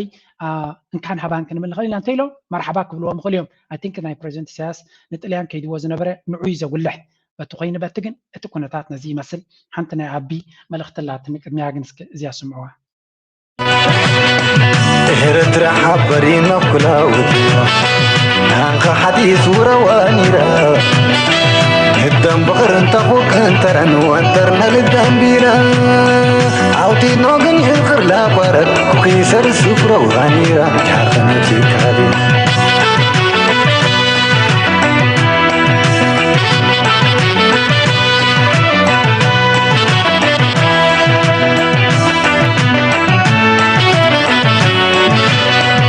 قويتنا هم بنقل ودقينة دقنور كغن انكو جيبي الاخن انكو فرحة انكو عن كيلي قبرت وسنلي وعن كيلي قبرت وسنلي انينا قعرت زادر فيديا توم تفلتوا نحن حجزوني زادر في الناس حجز لنا كونتات اكزاكت اللي تقلص يا زمصا زلغو ኤርትራ እንታይ ኣሎ ሓድሽ ብኸመይ ክንሕግዘክ ንኽእል እናበለ ዝደርፍ ዘሎ ኣብ ጎንኽ ኣብ ውሽጥኻ እትዮም ካበላሽውልኩ ክፅይቑ ዝኽእሉ ዝፍትኑ ድማ በዓልና ኣለና ኣልኪ በዓልና ክንከላኸለልኪና እናበለ ዝደርፍ ዘሎ ልክዕ ነዛ ሞሜንት እዚኣ ቅድሚ ክንደይ ዓመታት ይደሪፍዋ ግን ኣብዚያ ሕጂ ዘለናዮ መድረኽ ምሳ ብትክክል ስለትኸይድ ብስም ኩሎም ሰማዕተይ ኤልያስ መስመር ቀረባ ዝምድናውን ስለ ዘለኒ ደስ ኢላትኒ ቅድሚ ሕጂ ነዊሕ እዋን ከይሰማዕኳ ነይረ ምስ ሕጂ ዝኸዶ ዘሎ ጉዕዞ ናይ ኤርትራ ምስ ዝገብሮ ዘለኹ ቪድዮ ድማ ኤግዛክትሊ ፊት ስለትገብር እየ ዘምፃልኩም ዘለኹ ንመለስ የአውሮፓ ሰው አግኝቼ ይሄ በጋራ እንሁን የምትሉት ነገር ለኢትዮጵያ እኮ አይመችም ኢትዮጵያ እንደ ትናንቱ ከፋፍሎ መግዛት ነው የሚሻለው ከፋፍሎ ለመግዛት ደግሞ እንዳንተ አይነት ከማጆሪቲ አካባቢ የመጣ ሰው ይመቸዋል እና ለምን መቀየር ፈለክ አሳሰብን የከፋፈልክ ያጋጨህ አቢ አህመድ ምስ ሓደ ኤውሮፓዊ ምስ ተራኸብኩ ዝበለኒ እናበለ ዝዕልል ዘሎ ንሱ ድማ ኢትዮጵያ እኮ ከተማ ሓድራት ኮይንካ ከምታ ዝነበረታ ከምቲ ናይ መለስ መንግስቲ ዝገበሮ መቃቂልካ ዘዋፃእካ ንሓደ እናጓናኻ ንሓደ እናቕረብካ ነቲ ሓደ እናበልካ ምስ ሓደ ተፀጊዕካ ኢኻ ከተማ ሓድራ ትኽእል እምበር ንኩሉ ይሕቢርካ እኮ ከተማ ሓድራ ኣይትኽእልኒ ኢኻ እናበለ ኣማኺሩኒ ዝብል ዘሎ ነቲ ሪያሊቲ ኩንነት ዘሎ እዩ ዝገልጽ ዘሎ ከምዚ እንተ ጌርካ ጥራይኻ ከተመሓድራ ትኽእል እናበለ ኣማኺሩኒ እንታይ ኢሉ መሊሱሉ እሱ ከስከስምዑ ብትገዛ አይሻልም ወይ አለኝ። እሱ ለገዢዎች ነው፣ እኔ እኮ ገዢ አይደለሁም አገልጋይ ነኝ አልኩት። የብድቅ አና የመሽም አንተና በቅርቡ አንድ እዚ ዝበልካዮ ኩሉ ጽቡቕ እንዲ ትብሎ ዘለኻ ንገዛእቲ ሓይልታት ንሃገሮም ንኽገዙ ዝጠቅም ሓሳብ እዩ። ኣነ ግን ገዛኢ ዘይኮንኩሲ ኣገልጋሊ ናይ ህዝበየ ኢለ መሊሰሉ እዩ ዝብሎም ዘሎ ከም ንሪኦ ዘለና እቲ ኣብ ኩንነት ዘሎ ግን ናይ ብሓቂ ገዛኢ ድዩ ኣገልጋሊ ምዝራብ ኮሜንት እውን ዘድልዮ ኣይኮነን ምክንያቱ ካብ መዓልቲ ናብ መዓልቲ እቲ ኩነታት እናነፀረ ይኸይድ ስለ ዘሎ ሓንሳብ ምስ ኦሮሞ ተፀጊዑ ንካልእ ክፀፍእ ሓንሳብ ምስ ኣምሓራ ተፀጊዑ ንትግራይ ክፀፍእ ምስ ኦሮሞ ኮይኑ ንኣምሓራ ክፀፍእ ምስቲ ኮይኑ ነቲ ከመይ ምዃኑ ኣሰራርሓናቱን ኣካይዳናቱን ትማሊ ስለዘይመፃብ ስልጣን 5 ዓመት ልዕልዩ ገይሩ ስለ ዘሎ ፅቡቅ ገይሩ ናይ ሰላም ኖቤል ፕራይዝ ዘይኮነስ ናይ ውግእ ኖቤል ፕራይዝ ዝተሸለመ ብምባል ኢትዮጵያውያን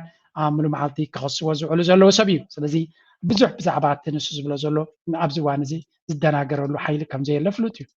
Fighting in Sudan between the army and the paramilitary rapid support forces has caused a serious humanitarian crisis. 18 million people in the country face acute hunger.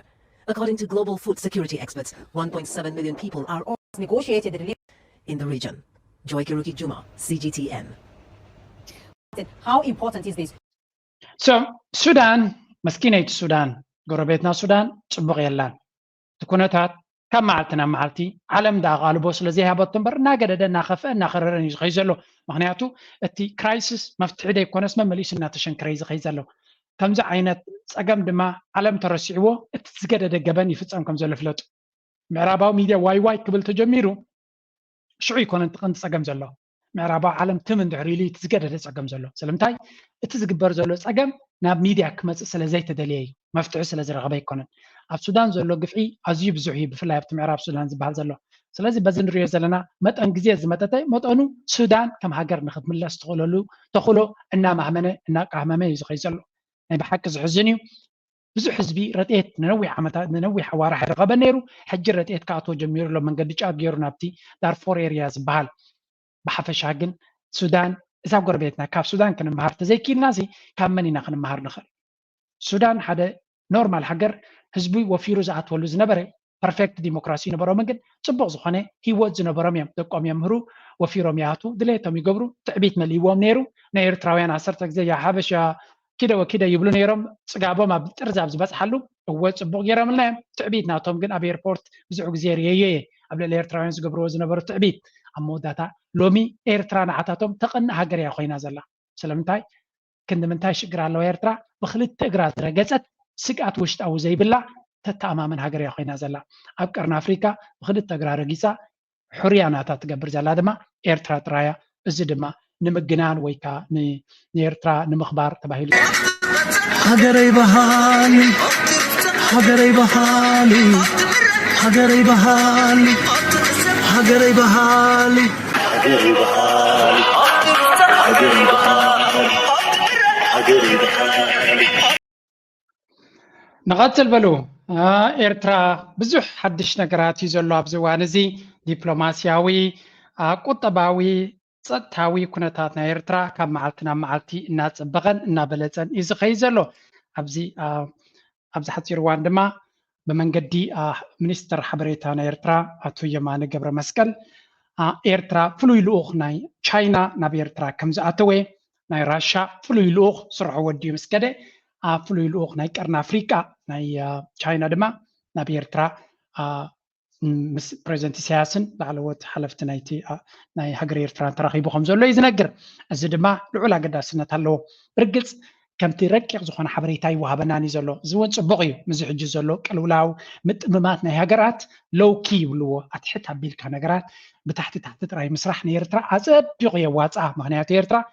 أنتينا ناي بزحات هاجرات نابا زت أما تصل زخوني كابتي حماق أمتناتهم سلدي وصت كابت حماق عينهم سلدي وصت لو كي تحت بزبالة من قدي كنت كي تدخل زي علامازي بركبناي تشاينا راشا أب إيرترا كساكن دي أقدا سنوت كم زلو كردانا لو زخول ناي قطة باخ نقرأكم سواء زي سنعكو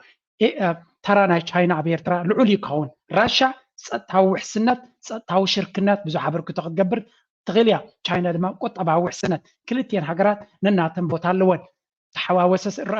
ክልቲአን እውን ተመሳሳሊ ስራሕ ክህልወን ይኽእል እዩ ወይ ድማ ሓበራዊ ስራሕ ክህልወን ይኽእል ምክንያቱ ኣብቲ ብሪክስ ኣብዚ እዋን እዚ ኣብ መንጎ ቻይናን ራሽያን ዝብፃሕ ዘሎ ዝምድናታትን ጥቡቕነትን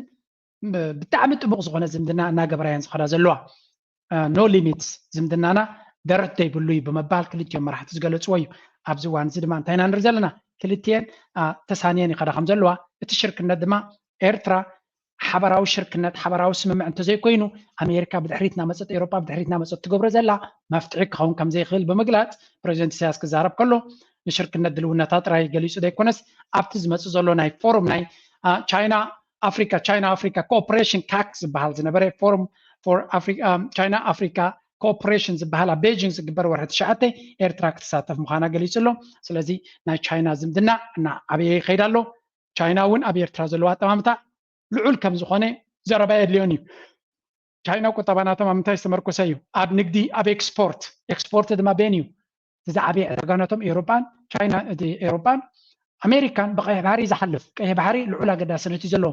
እቲ እንኮ ቤዝ ናይ ሙሉእ ዓለም ዘለዎም ወታደራዊ ቤዝ ኣብ ጅቡቲ እዩ ዘሎ ምስ ካልኦት 6 ሃገራት ተሻሪኮም ተጨፋጭፎም እዮም ዘለዉ ስለዚ ምስ ኤርትራ ዝኾነ ይኹን ናይ ወፃኢ ቤዝ ዘይብላ ኣብ ኤርትራ ቦታ ከም ዝደልዩ ማንም ሰብ ክሓስቦ ዝኽእል እዩ ኣብ ኤርትራ ቤዝ ዘይደሊ ሱፐር ፓወር የለን ኣብ ኤርትራ እንተተዋሂብዎ ዕድል እንተረኺቦ ቤዝ ክገብር ዘይደሊ ሓያል ሃገር እየ ዝብል የለን ምክንያቱ ካብ ቀይሕ ባሕሪ ንላዕሊ ኣገዳስነት ዘለዎ ኣብ ጂኦፖለቲካ ስለዘየለ 15% ወይ 12% ንግዲ ናይ ዓለምና 30% ናይ ኮንቴነር ንግዲ ብኡ ዝሓልፍ ስለዚ ኣብ ንግዲ ተኣምን ሃገር ህንዲ ትኹን ቻይና ትኹን ራሽያ ትኹን ካልኦት ሃገራት ኩላተን ኣብ ቀይሕ ባሕሪ ቤዝ ክህልዎም ተተኻኢሉ ድሌት ኣለዎም ኤርትራ ድማ ኣብቲ ዝበለፀ ቦታ እያ ዘላ ምክንያቱ ሱዳን ንሪኣ ኣለና ብሕንፍሹሽ እያ ዘላ ብዙሓት ሰባት ኢዶም ይትዮም ኣለው ስዑድ ዓረብ መን ክቐርቦም ሓያል ሃገር እዮም የመን ንሪኦ ኣለና እቲ ኩነታት ጅቡቲ ኦልሬዲ ተታሒዙ እዩ እታ እንኳ ኣብቲ ቦታ ዘላ ኤርትራ እያ ብኔው ግብፂ ኦልሬዲ ተወደብ ኣብ ሓድሽ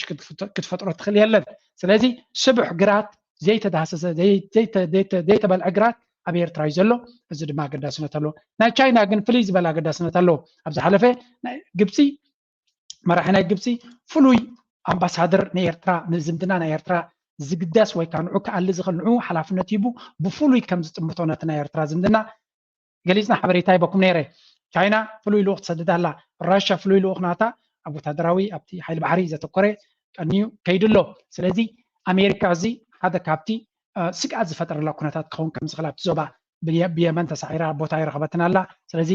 ኣብ ግብፂ ድማ ቻይና ሰፊሕ ዝኾነ ዝምድናን ጥቡቕ ዝኾነ ሽርክነትን ትገብር ኣላ ራሽያ ኒኩለራዊ ቦታ ንክትገብረሎም ትሕግዞም ኣላ ስለዚ ራሽያን ቻይናን ነቲ ቀይሕ ባሕሪ ስዑድያ ምሶም ኣብ ብሪክስ ኣትያ ኣላ ብንየው ዘለዎ ሃገራት ኢማራት ምሶም ኣላ ግብፂ ምሶም ኣላ ኢትዮጵያ ምሶም ኣላ ኤርትራ ጥራይ ኣብቲ ቦታ ዘላ ምስ ኤርትራ ድማ ክልቲአን ራሽያን ግብፅን ቻይናን ይመፅ ኣለዋ እዚ ድማ ንኤርትራ ልዑል ኣገዳስነት ዘለዎ እዩ እስከ ናብቲ ዕዳና ንመለስ ወይ ዘራዩ ኣብ እምሮና ዝመፀና እንተኾነ ገሊኡ ኣብ ኤርትራ ቦታ ዕደና እንተተባሂሉ ቅድም ቀዳድም ንዝበዛሕና ቢሻ ወይ ዘራዩ ኣብ እምሮና ዝመፀና እንተኾነ ገሊኡ ኣብ ምህርቲ ምሕፋዝ ዝበፅሐ ገሊኡ ድማ ገና ኣብ መፅናዕቲ ዝርከብ ልዕሊ 20 ናይ ዕደና ቦታታት ኣብ ኤርትራ ይርከብ እዚ ኣሸሊ ዝበሃል ቦታ ዕደና ከዓ ሓደ ካብ ስታት ኮይኑ ካብ ቢሻ 32 ኪሎ ሜትር ርሒቑ ኣብ ዞባ ጋሽባርካ ይርከብ ከም ወርቂ ነሓስ ዚንጎ ሓፂን ዝኣመሰሉ ብርክት ዝበሉ ማዕድናት ዝርከብዎ ብምዃኑ ከዓ ንምህርቲ ምሕፋዝ ምስ በቕዐ ኣብ ምምሕያሽ መነባብሮ ህዝቢ ልዑል እጃም ክህልዎ ትፅቢት ይግበር ኣብ መጻኢ እቲ ዝዓበየ ፀጋ ኤርትራ ዝኸውን ግን ብመንገዲ ኮሎሊ ዝካየድ ዘሎ ዕደና ሶዲየም እዩ ሶዲየም ኤርትራ መተካእታ ነዳዲ ስዑድ ከም ዝዝከር ኣብ ሕዳር 2021 ኤርትራን ቻይናን ነቲ ብቤልት ኤንድ ሮድ ዝፍለጥ ዓብዪ ዓለም ለኻዊ ተበግሶ ቻይና ምህናፅ ትሕቲ ቅርፂ ሰነድ ምርዳእ ፈሪመን እየን እቲ ንዓለም ብመሬትን ባሕርን ከራኸብ ትፅቢት ዝግበረሉ ኣስታት $1 ትሪልዮን ከም ዝውድእ ዝግለጽ ተበግሶ ንመስመራት ንግዲ ዓለም ንምስፋሕ ዝዓለመ ምዃኑ ይንገረሉ ነቲ ስምምዕ ብወገን ኤርትራ ሚኒስትር ጉዳያት ወፃኢ ዑስማን ሳልሕ ክፍርሞ እንከሎ ብወገን ቻይና ድማ ኣምባሳደር ቻይና ኣብ ኤርትራ ካይገ ክታሙ ከም ዘንበረሉ እቲ ኤምባሲ ተቐይሱ ምንባሩ ይዝከር ኣብ መጋቢት 2023 ሓደ ሲቹዋን ዝተባህለ ቻይናዊ ኩባንያ 50 ሚታዊት ኩባንያ ዕደና ኮሎሊ ማለት CMSC ካብ ኣውስትራልያዊ ኩባንያ ዕደና ዳናካሊ ማለት ASX DNK ገዚኡ ምንባሩ ይፍለጥ እቲ ዝተረፈ 50 ሚታዊት ብርኪ ዕደና ኮሎሊ ድማ ብመንግስቲ ኤርትራ ይውነን ዳናካሊ ንዕደና ፖታሽ ኮሎሊ ዝውዕል ናይ $200 ሚልዮን ልቓሕ ካብ AFSን ኣፍሪኪዝምን ዝበሃሉ ክልተ ባንክታት ፍቓድ ምርካቡ ዝዝከር እዩ እቲ ዜና So ከምዚ ንሪኦ ዘለና ናይ ኮላሊ ፕሮጀክት ቻይና ኣብ ናይ ብሻ ኣብ ናይ ካልእ ፕሮጀክታት ቻይና ዓበ ብርኪ ከም ዘለዋ ኣብ ዝመፅእ ፕሮጀክት ድማ ናተይ ፃውዒት እዩ ብዘይከኣል ዓለም ኤርትራውያን ደገ ዘለና ሓደ እጃምናትና ከነበርክት ከም ዘለና ብፍላይ ዕዳና ነቲ ሃገር ካሽ ፍሎው ብልዎ ኣታዊ ንክትገብር ናብቲ ካልእ ፕሮጀክታት ናብ ትምህርቲ ድዩ ናብ ጥዕና ድዩ ናብ ካልእ ዓበይቲ ፕሮጀክታት ኢንቨስት ክትገብር ዕዳና ኣምላኽ ዝሃባ ፀጋ ስለ ዝኾነ መጀመርያ ብዙሕ ካፒታል ዝወስድ ካብኡ ግን ካብቲ ወፃኢታት ግን ነቲ ሃገር ዓብይ ድፊኢት ክገብረላ ዝኽእል ኣታዊ ክገብረላ ክእል እዩ ኣብዚ ድማ ደገ ዘለና ሰባት ዓብይ ግደ ኣለና ነዚኣ ኣይ ሪሊ ሆፕ ኣብ ዝኾነ ፕላትፎርም ጌርና ካብዚ ዝመፅእ ዘሎ ዓመታት ክንሰርሓላ ኣነ ድልውነት ናተይ ገሊፅ ኣለኹ ምናልባት ዘበገስኮ ዝኾነ ፕሮጀክት የለን ግን ከም ተደጋጋሚ ክበኩም ከለኹ እዚ ሓሳባት እዚ ቅድም ኣብ ርእስኻ ከተብስሎ ክትክል ኣለካ ነብስኻ ድልውቲ ክትገብራ ክትክል ኣለካ እንታይ ይብላ ኣሎ you have to be always prepared ተዳሊኻ ክትፅበ ክትክል ኣለካ ዕድላት ምስ መፁ ኣይፅበዩኻን እዮም ስለዚ ብግልኺ ነዛ ቪድዮ ትሪኡ ዘለኹም ተዳለዉ ነቲ ሃገር ካባኹም ትፅበዮ ስለ ዘለዋ ሕጂ ነዚኣ እሞ ሓንቲ ነገር መልእኽቲ ክበኩም ደልየ ኣለኹ እዚኣ ስምዕዋ ሰላም ከመይ ትኾኑ ኣነ ሓፍትኹም ፍሬታይ ካብ ኮነትን ዓብይ ነገር እዩ ግን ብዛዕባ እዞም ኣሕዋትና ላይክ ንኢትዮጵያ ከይና ስድራና ንርኢ ኢትዮጵያ ንኸይድ ሰባት ማለት እዩ ንሓወይ ዘጋጠሙ ነገር ክነግረኩም ደልየ ካልኦት ሰባት ከዓ ከምኡ ዘጋጠሞም መዓት ስለ ዘለዉ ማለት እዩ ሓወይ ካብ ካናዳ ንኢትዮጵያ ከይዱ ክኣቲ ከሎ ዋላ ሓንቲ ሽግር ኣይነበረን ኩሉ ፅቡቅ ኣትዩ ስድርኡ ርኡ ክወፅእ እንከሎ ንብረቱ ፅዒኑ ገለ ትራንዚት ናብ ኣየር ክኸይድ ከሎ ኦኬ ስኻ ፌክ ቪዛ ሒዝካ ፀኒሕ ካሎ ፌክ ቪዛ ካሉ ገለ ኢሎም ኣትሪፎሞ ተሪፉ እስር ቤት እትዮሞ ማለት እዩ ፓስፖርት ከዓ መን ይወሳድ እዩ ኩሉ ናይ ካናዳ ዝኾነ ዝሕብር ናይ ካናዳ እዚ ኣይገደፈሉን ዋላ ኣይዲ ካልእ ድራይቭ ከም በዓል ድራይቭ ላይሰንስ ፒኣር ገለ ዝመሰለ ወሲዶምሉ ማለት እዩ እቲ ፓስፖርት ከዓ መን ይወሳድ እዩ ኣይተፈጠን ድሕር ክንደይ እስር ቤት ድሕር ክንደይ ኮለል ብደቂ ዓዲ ጌርና ነቶም ሰባት ሓቲትናዮም ማለት እዩ ረኺብናዮም በቃ እንታይ መብለኩም እዮም እዚ ናይ ቲክቶክ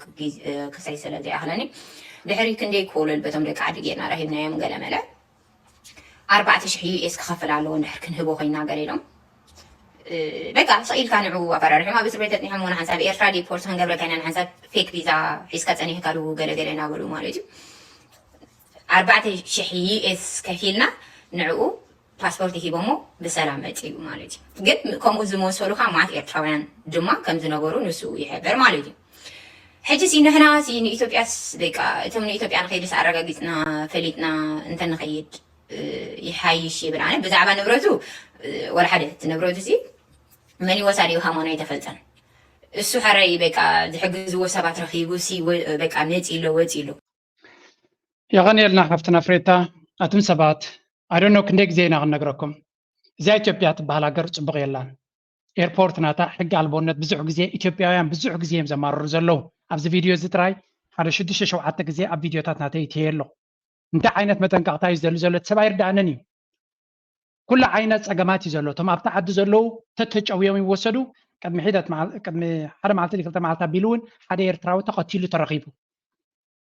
እቶም ቀተልቲ ናቱ ተታሒዞም እዮም ግን ኣብ ኢትዮጵያ ብዙሕ ሕጊ ኣልቦነት ኣሎ ኤርትራውያን ድማ ንኤርትራውያን ድሌትካ ክትገብር ትኽእል ኢኻ ዳርጋ በቲ ዘለዎም ፅልእን ፕሮፓጋንዳ እንተሪኢኻዮ ስለዚ በዓልካ ደ ናብ ሓዊ ተኣቱ ኢኻ ካልእ ምርጫ የለን ናብ ካልኦት ከዱ ትኽእሉን ዋው this is really sad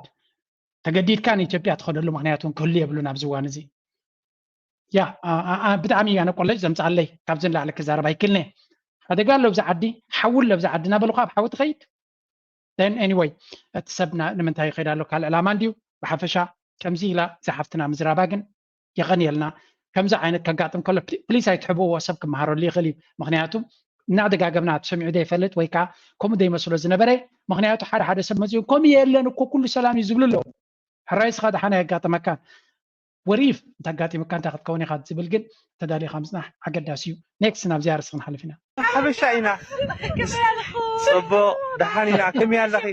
يا أنا من شمي؟ وجهه أنا وجه شمي. سمين شمكي. يوهانا يبهر. يوهانا؟ إيش سؤال إيرترا نام؟ كنا إيرترا سميو. እሱ ከመን ስምኪ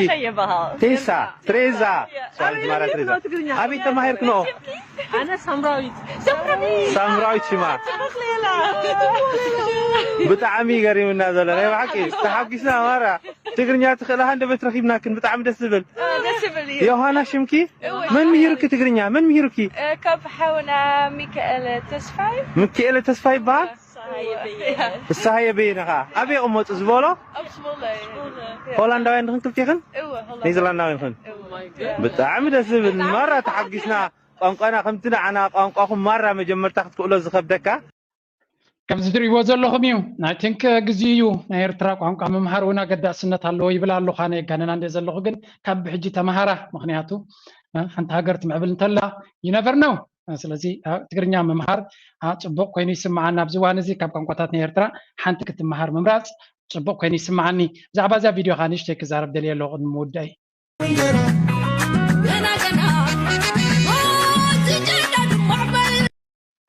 ነዛ ቪድዮ ናይዛ ሓፍትና ኣብዚ ሼር ምስ ገበርኳ ኣብ ትዊተር ድማ ፖስት ምስ ገበርኳ መዓት ኮሜንት ይመፅኒ ዘሎ ተፃርፊ ግደፍዎ ኣነ ዋላ ፃዕዳ ትግርኛ ትዛረብ ወይ ከዓ ኤሮፓዊት ኣሜሪካዊት ብናይ ኤርትራ ደርፊ ትደርፍ ተሰሚዐ ደስ ይብለኒ እዛ ቪድዮ ናይ ቀናብርኳን ተቐናቢራ ፀኒሓትኒ ባክግራውንድ ጥራይና ቀይርና ኣላ እቲ ብጫፋት ዘሎ ብድሕሪ መጋረጃ ዘሎ ትውልዕ ውልዕ ድብል ኢና ኣኒሜሽን ጌርና ኣላ እምበር እታ ቪድዮ ተሰሪሓ እያ ነይራ ንሕና መን ደሪፍዋ ንምንታይ ተደሪፋ ንሓንቲ ደርፊ ናይ ኤርትራ ትገብር ዘላ መንነታ እንታይነታ ክሳብ ክንዲ ውሽጢ ኣትየ ንኩሉ ክመራምሮ ይክልኒ ብሓፈሻ ግን ትስዕስዕ ርየያ ኣብ ደርፊ ኤርትራ ኢለምፅያ ክንደይ ዘረባ ኣነ ሰብ ትሰርቁ ዶ ገለ ዶ ብሓፈሻ ኣይ ቲንክ ኣገለገለ ዘሎ ሰባት ዘሎ ቫይረስ ኣብ ርእሶም ከነውፅኦ ከቢድ ስለ ዝኾነ ሸለል ኢልናዮ ክንሓልፍ ኢና ኣብ መወዳእታ ከም ወትሮ ኣነ ዝብሎ እዚ እዋን እዚ ኣገዳሲ መድረኽ እዩ እዚ መድረኽ እዚ ድማ ብነፍሲ ወከፍና ክንሳተፈሉ ዘለና ሃገርና ናብ ፅቡቕ መኣዝን ትኸይድ ኣላ ድማ ንኩልና ኣገዳስነት ዘለዎ እዩ ኣበርክቶናትና ዕዙዝ ክኸውን በብ ንኽእሎ በብ እንፈልጦን ዝርዳእናን መንገዲ ናብቲ ሃገርና ከነበርክት ድልውነት ክህልወና ኣለዎ ኤርትራ ፅቡቓ ዝመፅእ ዘሎ ይመስል ነዚ ፅቡቕ እዚ ግን ኮፍ ኢልካ ብትምኒትን ብምንዮትን ጥራይ ዘይኮነስ ብተግባር ነፍሲ ወከፍ ድማ ኣበርክቶናት ኣለዎ እዛ ሃገር እዚኣ ሃገር ኩልና እንድሕር ኢልናያ ነፍሲ ወከፍና ድማ ምናልባት ሕጂ ብዛ ደቂቕ ተዘይገርናላ ድሕሪ ዓመት ድዩ ድሕሪ 2 ወርሒ ድዩ ድሕሪ 2 ዓመት ድሕሪ 5 ዓመት እንታይ ክገብረላ ኽእል ነዛ ሃገር ብኸመይ ክሕግዝ ዝኽእል ነታ ኣብ ኤርትራ ብዙሕ ዋጋ ዝኸፍል ዘሎ ኣብ ሰራዊት ይኹን ኣብቲ ኣብ ኤርትራ ዘሎ ሰብ ኩሉ ዋጋ ከፊሉ ነታ ሃገር ደው ኣቢልዋ ኣሎ ገሊኡ ብዝዓበየ ገሊኡ ብዝናእሰ ናትና ኣበርክቶ ንዓታቶም ብኸመይ ከነብርዮም ንኽእል ብኸመይ ክንሕግዞም ንኽእል ንዝብል ድማ ናይ ነፍሲ ወከፍና ተሳትፎ ክኸውን ከም ዘለዎ እናተማሕፀንኩ ናይ ሎም ኣርእስቲ ኣብዚ ክወድየ ከም ወትሩ ነዚ ኣርእስቲ እናሰማዕኩም ናትኩም ዘድሊ ምቅርራባት ክትገብሩ ንዓድና ንኽንሕግዝ ድማ ድልውነት ክህልወና እናተማሕፀንኩ መዚያ ሕጂ ትመፅእ ዘላ ለበዋ ክገጥፈኩም እየ ላይክ ግበሩ ሰፖርት ግበሩ እዚ ቻነል ናትኩም ደገፍ ኣገዳሲ እዩ እናበልኩ መዚያ ክገጥፍ ነፍሲ ወከፍ ወላዲ ንደቁ ክምህሮ ዘለዎ ኣገዳሲ ማዕዳ መጀመርያ ነቲ መቑሸሽ ናቶም ኣክንዲ ናይክ ጫማ ወይ ኣይፎን ቴሌፎን ክገዙ ዝፍትኑ ናይ ናይክ ብርኪ ወይ ናይ ኣፕል ብርኪ ንክገዙ ብመንገዲ ስቶክ ማርኬት ክምህሮም ኣለና ምክንያቱ እቲ ሓደ ዝዓርግ እቲ ሓደ ግን ናሓዋሩ ዝዓቢ ስለ ዝኾነ ካልኣይ ኣብ ትርፊ ግዜኦም ኣክንዲ ቲቪ ወይ ጌም ዝፃወቱ ሓድሽ ትምህርቲ ንክመሃሩ ክምዕብሉን ክንዕድሞም ኣለና ኣርኣያ ክንኮኖም ኣለና ሳልሳይ ድማ ፅባሕ ንጎ ኣብ ኣፍሪካ ኣብ ዓድና ክንገብሮ ንኽእል ገዛ ድዩ ቢዝነስ ድዩ ምሳና ኮይኖም ኣብቲ ቢዝነስ ተሳተፍትን ተኻፈልትን ክኾኑ ምዃኖም ንእምኖም ኩሉ ግዜ ድማ ንምሃሮም ነዚ እንተርኢናዮም ንሙሉእ ሂወቶም ክቕፅልዎ እዮም ነዚ ክሕግዝ ዝኽእል ፕሮግራማት ኣለና ተጠቐሙሉ ይብለኩም